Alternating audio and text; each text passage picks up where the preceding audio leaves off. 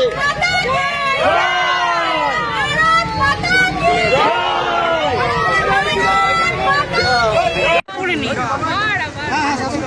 শুভেন্দু অধিকারীর পর আজ তুমি একটা কাজ করো,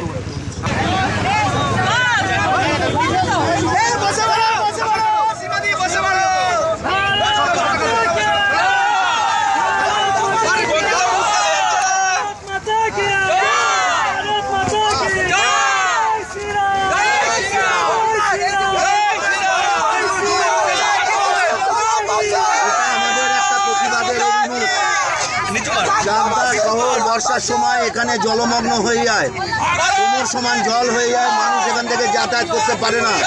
আজকে সাঁতার কাটার মতন অবস্থা, জল এখানে দাঁড়িয়ে আছে। তার প্রতিবাদে আমরা এখানে লড়াই করছি, আন্দোলন করছি। আমাদের এই লড়াই আন্দোলন অনেকদিন ধরে চলছে, আগামী দিনেও চলবে। আমাদের মূল লক্ষ্য হচ্ছে এই রাস্তা সংস্কার করতে হবে, জল নিষ্কাশনী ব্যবস্থা করতে হবে অবিলম্বে। প্রশাসন বারবার কথা দেওয়া সত্ত্বেও ওরা এই কাজ করছে না।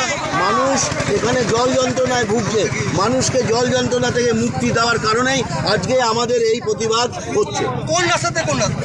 আমরা চাকদা চৌমাথা থেকে রথতলা পর্যন্ত যে রাস্তাটা কোমর সমান জলমগ্ন হয়েছে সেই রাস্তা পর্যন্ত সংস্কারের জন্য আমরা এই প্রতিবাদ আমরা করছি। আপনার নাম? আমার নাম বঙ্কিম। দাদা দাদা এক মিনিট, শুভেন্দু অধিকারীর পর আজ চাকদায় জয় শ্রীরাম স্লোগান, আপনার জয় বাংলা স্লোগান, আপনাকে দেখে কি বলবেন? ওরা তো মানুষেরটা নকল করে। আমরা জয় শ্রীরাম এতদিন বলেছি, ওরা জয় বাংলা বলেনি, এখন আবার জয় বাংলা বলছে। তাতে আমাদের কিছু এসে যায় না। ওটা যদি ওদের রাজনৈতিক এজেন্ডা হয়ে থাকে ওরা করুক না, ওরা বলুক না। ওরা 1000 বার বলবে, আমরা 1,00,000 বার বলবো। ওরা 10,000 বলবে, আমরা 10,00,000 বার বলবো।